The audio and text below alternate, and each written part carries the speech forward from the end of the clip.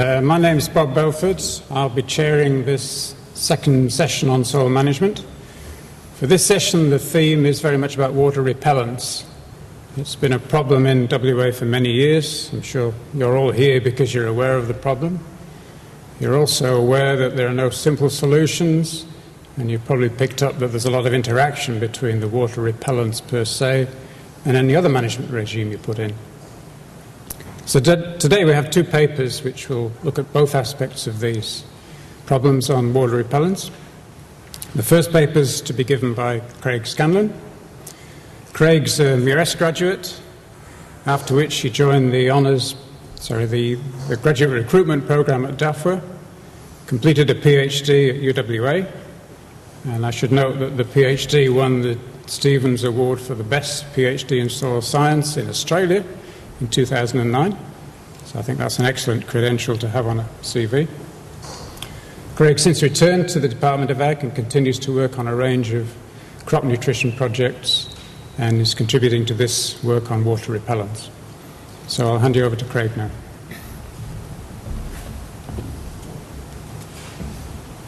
Thanks, Bob. I mentioned it yesterday, but I'll mention it again if I get too close to the edge. Someone sing out. Today I'm talking about managing nutrition on soils that have been treated for water repellents by cultivation. And firstly I'd like to acknowledge my co-authors, Bill Bowden, Dirk Backer, Steve Davies and Brianne Best. So, as a bit of background to this work, initially, or for the first part of the talk when I'm talking about cultivation or soil inversion, I'm talking specifically about moldboard ploughing and rotary spading. And really the adoption of those two methods for treating water repellents is driven by economics, in that there is good money in doing it. And the agronomic factors that are driving that are water repellents and herbicide resistance, and the order of importance differs depending on where you are. But those two factors can lead to lower yield potentials when the soil is in its undisturbed state due to lower plant densities and obviously competition through herbicide resistant weeds. So the yield improvements are coming from doing something about water repellents on these deep sandy soils, mainly through getting more plants per square metre. So you're not actually changing the amount of total soil water that is available. You are increasing the number of plants per square metre and therefore tillers and therefore heads per square metre at the end. So you're increasing your yield potential that way. So in terms of an area that is being treated, started off with quite small areas around 2009, up to 12,000 hectares last year, and this year we expect it to be around the same, maybe a little more, but it's getting harder to keep track of how much area is being covered now that there are more contractors around and more growers with their own equipment. So how does water repellents affect soil nutrient availability? It affects soil nutrient availability in the way that water repellents influences the way that water moves through soil. So this pit face here is something that is pretty common in water repellent soils, or even in mildly repellent soils.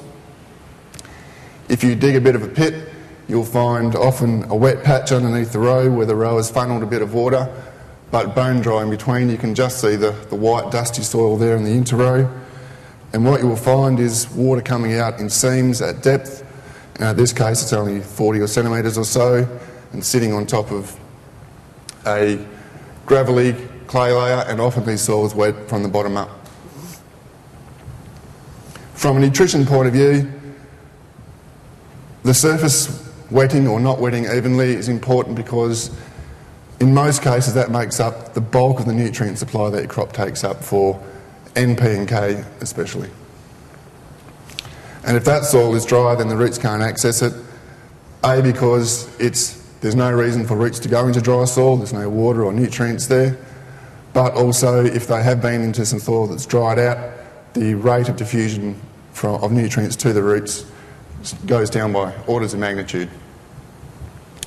So the important point to take away from that is if you're on water repellent soils, the nutrient supply that you estimate by soil testing in April or so may not be what the plant actually sees. It may be less. So now on to cultivation. I mean, initially our concern, I guess, with moldboard ploughing and spading is that we could actually reduce the availability of topsoil nutrients. So there's a few things that we know, and there's a few things that we don't know about what moldboard ploughing and spading are doing to total nutrient availability. We know, apart from some wind erosion perhaps, that the total amount of nutrients, so your kilos of N per hectare, P and K, that doesn't change. What does change is its depth of distribution. And that's important because that determines the timing of when your crop gets to it. But that may be a subtle thing. If you are burying all of your organic material down to, say, 25 or 30 centimetres with moldboard ploughing, on average it will only take 25 days for the seminal roots of a wheat plant to get there. So it is missing out for a few weeks, but it does get there relatively early in its life. We also know that the soil moisture profile changes partly due to the bearing of that surface layer, but also due to the changes in the surface boundary conditions. So you don't have a soil cover anymore, and it's likely that you have higher evaporation rates right at the surface. The big unknown really is probably mineralisation rate of N. We believe that there will be a more stable soil moisture profile over time at depth, so you're not getting peaks of very wet and very dry, you're getting something in between. But there may be an oxygen limitation to mineralisation rate as well. So that one is a little up in the air, and that isn't something that we have resolved yet from a mineralisation rate point of view. Our approach in the work that we've done is to basically let the plants do the talking. At the end of the day, grain yield is what's most important, and we infer availability via plant nutrient uptake. So I'll talk about two trials today. The first is a 4-year trial that we have at Badgingarra, we've just completed its second year. This trial is a fairly complicated design, but as we get to the results, you'll see the benefits of the way that we've designed the trial. So we have 4 main treatments. So a no-till control, a banded wetter, which is irrigator at 2 litres per hectare, dribbled out behind the press wheel, a moldboard plough, which we went down to about 40 centimetres, and the rotary spader, again, also went down to 40 centimetres. So within each of those main treatments, we have a complete factorial of nitrogen, phosphorus and potassium treatments. So low and high nitrogen. So in 2011, it actually got no nitrogen. In 2012, we gave it 10 kilos of N drilled. The high nitrogen treatments had 50 kilos of N both years. The phosphorus treatments, the low treatments have had 0 both years, and the highs had 20 both years. And potassium, the high treatment had 60 top dress last year and tilled 10 drilled in 2012.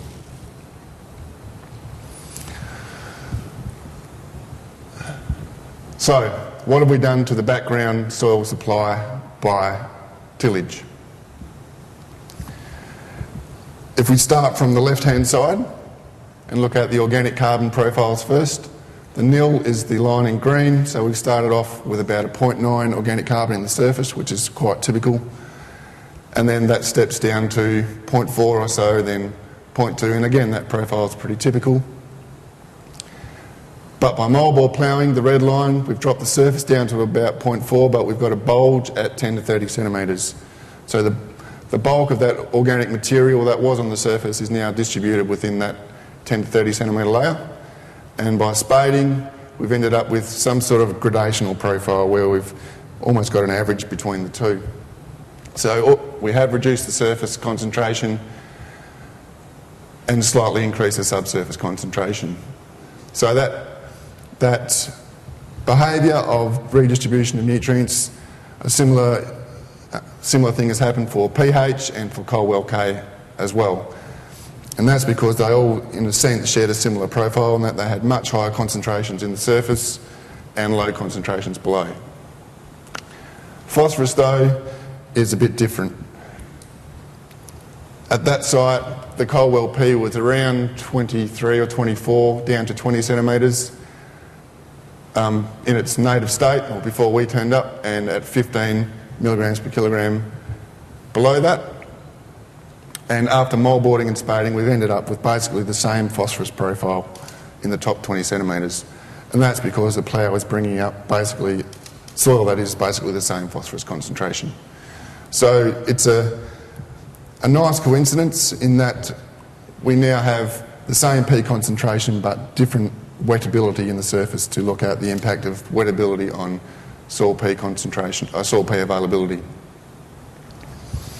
I might add that the picture of the profile is there on the left-hand side. It's a deep yellow sand. The stained layer is about 10 to 15 centimetres.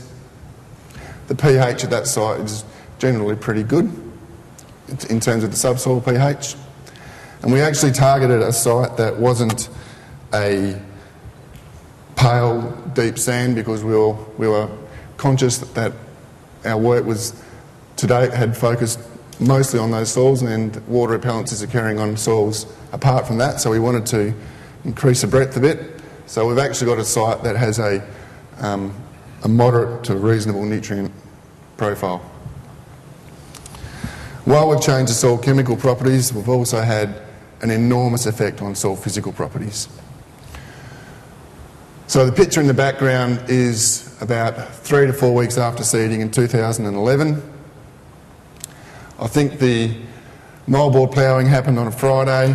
We had 2 days of belting wind, Saturday and Sunday, and it was sown on the Monday, and it was almost like a sand pad that you could build a house on, and a fair bit of wind erosion after that. So plant numbers in the moldboarding and spading especially were reduced by a couple of things. Firstly, depth control, furrows filling in, and also it seems that surface drying out more rapidly. So on the left-hand side, we've got the germination results from 2011. You'll notice that the nil control, which we are trying to improve, actually did the best. So around 100 plants per square metre, slightly reduced with banded wetter, although not significant, but significant reductions in plant establishment after moldboarding and spading. And that tended to dominate the responses that we saw across the season, in that yield potential was certainly different over 2011. In 2012, we also saw a reduction, although not as bad. So again, establishment was best in the nil, a slight reduction in the band and wetter, though not significant, and a significant reduction in plant numbers in the moldboarding and spading.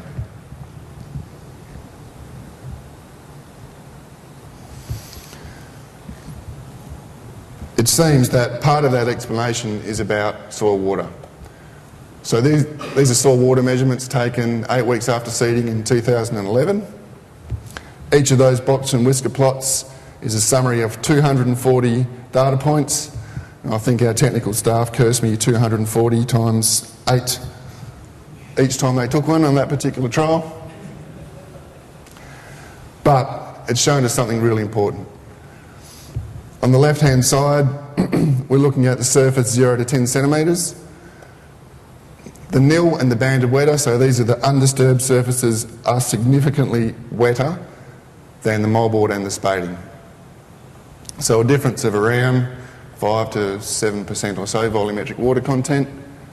But when you go to 10 to 20 centimetres, the undisturbed soil has a significantly lower water content at 10 to 20 centimetres, and where we've done moldboarding or spading, we have a significantly higher water content.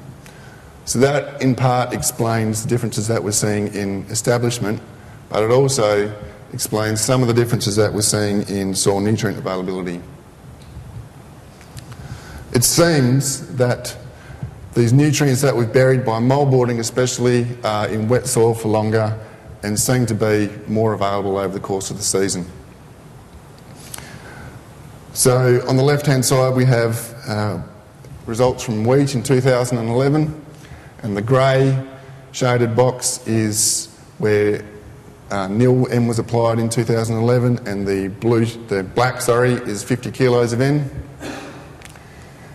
If we look across the zero N treatments as an indicator of soil N availability, slightly higher in moldboard ploughing in 2011, though not significant.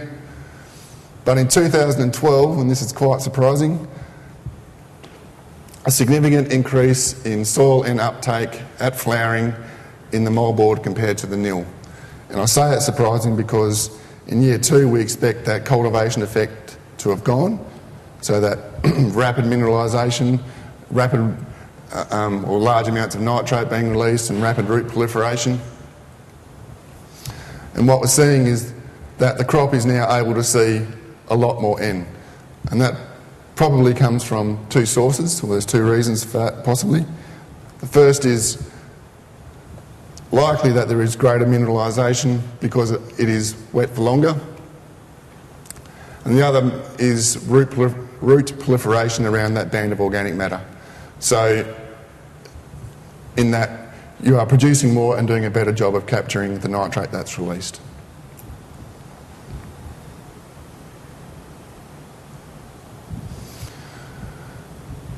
So we've done an interesting exercise in both years, and we've done soil pits to measure exactly where roots are. So on 4 treatments one plot for the banded weta, control, moldboard and spading. We dig a pit at the end of a plot that's had all the high nutrient treatments and set up a tent and a radio and have a lovely day. And we put in these acrylic screens up against the pit face, and I put a dot everywhere a root pops out of the soil surface. So these are root intersection maps, and the pit face that you're looking at there is a cleaned up pit face from moldboard ploughing, so you can see how the organic material has been distributed down to depth. And what we found this year is in fact quite similar to last year. In the control, there's about 70% of roots in the soil surface, which is about what you'd expect. That's across all the literature that's been published and the reviews that have been put out. You're looking at around 60 to 70% of your roots in that top 15 centimetres or so. That's what you'd expect. The banded weta, a slightly lower amount in the surface. They're not different enough to get worried about. I should point out that these aren't replicated. These are one-off slices. We're basically looking at a 1 centimetre slice of a 30-metre plot. The big difference though is in moldboarding in particular. So in the moldboard plough, we've ended up with 26% of the roots in the surface, and last year that was 6%. But in 2012 there was still a clear proliferation around buried bands of organic matter. So they're still seeking out that organic material or the nutrients that are being released from it. Spading around 66%, so similar to the control really. There were also some differences in roots at depth. So we only went to 40 centimetres, so that's why we're looking at 40 centimetres here. In the control on the moldboard, there were more roots at depth than the banded weta and the spading. And again, these aren't replicated, so we can't get too excited about them. But there was certainly, in both years in the control, a much heavier dependence of roots going through existing macropores, and that is most likely because they weren't destroyed by a plough that weighed several tonnes.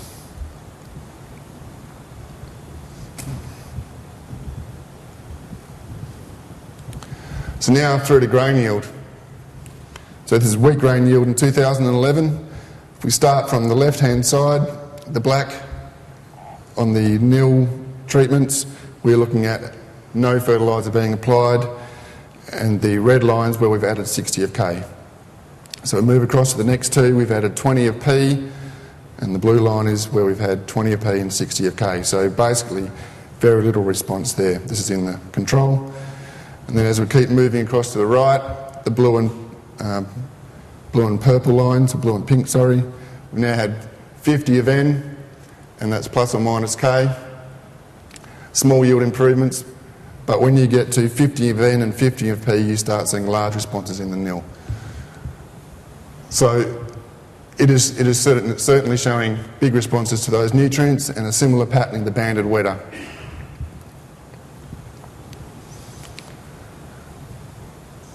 In that your largest responses are happening when you get P and K together, P and N, but you'll notice on the far right hand side there, the difference between the brown and the yellow is due to the addition of K, and that's a significant yield increase. And banded weta does seem to be doing something funny to the availability of K, and there's no good soil chemical reason for that to happen at 2 litres per hectare of a weta, and we're thinking that it's more to do with the difference in spatial distribution of water over the course of the season, or perhaps earlier on. If we go through to moldboarding and spading, basically no response to P at low rates of N. If you compare the blue and the purple, we're getting a response to K where we've got no P, but no response to K when we've got P. So overall, as a broad picture, I guess, we are getting responses to P and N in the nil and banded weta, mostly to N in the moldboarding and spading. It seems that in that year, P availability was on the increase. And a similar story in 2012. Overall, the responses are greatest to P, followed by N in the control. In the banded weta, similar story, and again the grain yield is around 300 kilos or so less than the control. And the moldboard ploughing, we're seeing minimal responses to P and K at low rates of N, basically no response to P at high rates of N, but they are both showing a significant response in spading to adding K at high rates of N. And that's reflecting lower K concentration in the moldboard and spading. So the summary from Badgingarra, soil N availability is greater after moldboard ploughing, soil P availability seems to be higher after moldboarding and spading, soil K availability seems to be less, and that's reflecting the lower surface concentration. And as for the lower yields on the banded weta, we speculate that that's around the processes of perhaps increased nutrient leaching and inducing some sort of preferential flow under the row. So the short summary, yes, your nutrient management does need to be adjusted after treating soils for water repellents, but it seems that for phosphorus in particular, your availability is improved rather than diminished. I'm running quite behind time, so I'm going to have to rip through this trial fairly quickly. This is a trial that Bill Bowden set up to look at the interaction between soil acidity, water repellents and soil P availability. And the trial design included plus and minus cultivation and no lime, lime sand, high lime, and 3 rates of P. And this is on a forest gravel soil, which was targeted because in these sorts of soils, the combination of high water repellents and soil acidity is quite frequent, and seeing quite large responses or growers are to leaving off P if they've missed out or they've had a blockage or whatever. So P uptake at tillerings is 8 weeks after seeding in 2010. Soil P significantly higher where high lime was applied. So high lime is Bricky's lime. We buy it from hardware stores, $10 for 20 kilos or $500 a tonne. But removing that soil acidity constraint has had a significant effect on P availability in the short term. We've also had a significant increase in P uptake at 30 units of P where lime sand has been cultivated. So through to grain yield, if we go through cultivated and you compare each treatment to the above, there's been a significant increase in grain yield in each case. And overall, removing water repellents has had a greater effect on grain yield than removing the soil acidity constraint. So soil P availability has been improved by either adding high lime or by lime sand cultivation and by high lime cultivation. In 2011, the differences between the lime treatments evened out. So on the bottom there where we have cultivation and the 2 lime treatments are basically the same.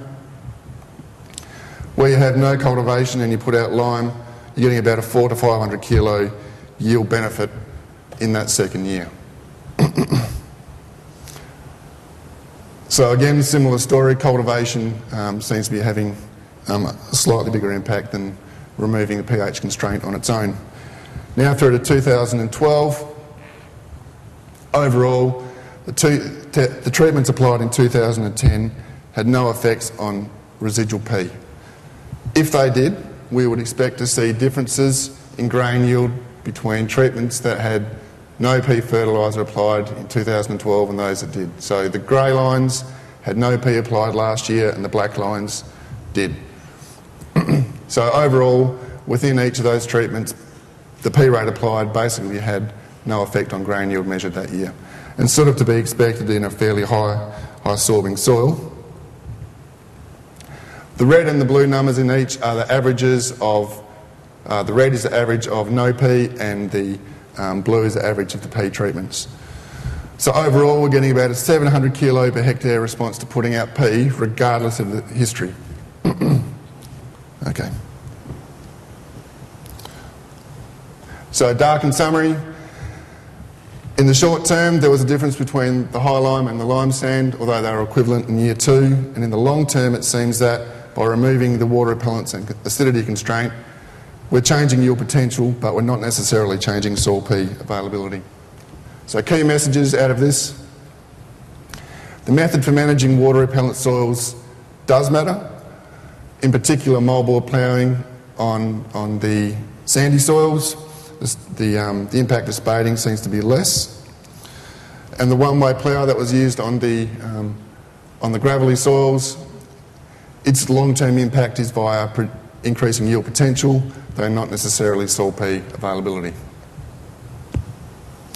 Some quick acknowledgements to growers that allow us to traipse over their properties: Jeff Fordham and Bruce Taylor, our colleagues at DAFWA, the West Midlands Group, Anne Wilkins, Dave Gartner and Helene McTaggart, and of course GRDC for funding this work. Great.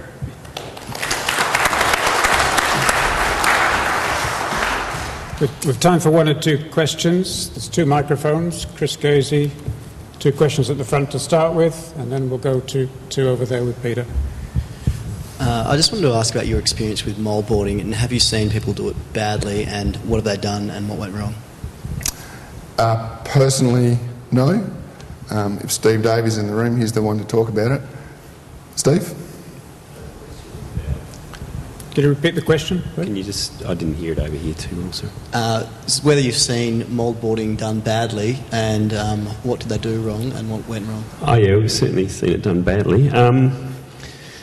Yeah, where to start? I'll try and quickly go through it. I mean, I guess if the plough setup's wrong, you don't tend to get the full inversion. What that means is you obviously can get weeds still coming through. But the other thing it can mean is you're actually still ending up with, really a big chunk of that water repellent sand in the seeding zone. So in fact, you're not actually. We've had establishment issues here for other reasons. Cone seeders aren't the best things for seeding these soils at the end of the day, once they've been ploughed and that. But yeah, look, so that can actually affect establishment. The other issues often it's really around seeding. Actually you've got to think as much about how am I going to seed this ploughed and loosened soil as much as you think about, the actual ploughing and spading process itself. The actual seeding of it is critical, and guys are tending to get on better when they set up, light, simple bars that really just do, in a very simple way, scratch that seed into the surface and just lightly roll it in. You don't need to go to a big effort. You don't need deep working points. Steve, can I just stop you there so we can perhaps pick that up at the end of your talk? And question now from Dirk. Yeah, Dirk Bakker, DAFWA. Craig, burying the non-wetting topsoil, I imagine it would remain non-wetting for quite some time, but I'm surprised to see, the root proliferation in those non-wetting buried topsoils. So how is that possible, or was the soil not really non-wetting? Not non-wetting. Well, in a true soil physics sense, non-wetting is actually not correct. They're just extremely slowly wetting. You should know this, Dirk. You know more than me. They do wet up. So that organic material, the soil that is high in organic matter concentration, does wet up. It's just a matter of time. So the reason that they don't wet up when they're on the top is that they're wetting and drying quickly, and the wetting angle doesn't, because it's soil moisture dependent, it doesn't get time to change. Okay. One quick or two short questions from over there. One quick one. Quick one. Thanks, Craig. Those white sandy surface non-wetting soils are also often our frosty soils. Have you ever put some temperature probes to see, a wet white sand will hold a lot more heat than a dry white sand? I'd love to see some temperature data put across to see if we're actually increasing the soil heat bank, either of the soil or at head height or in the canopy. Would be a great add-on to your work. A fair comment, yeah. Our trials aren't in frost-prone areas, but it's something that we could easily measure, yeah. Okay, we'll call a halt to it there. The second presentation on non-wetting will follow after the break. So there may be some questions that you want to hold to the end of that presentation as well. Thank you. Thanks.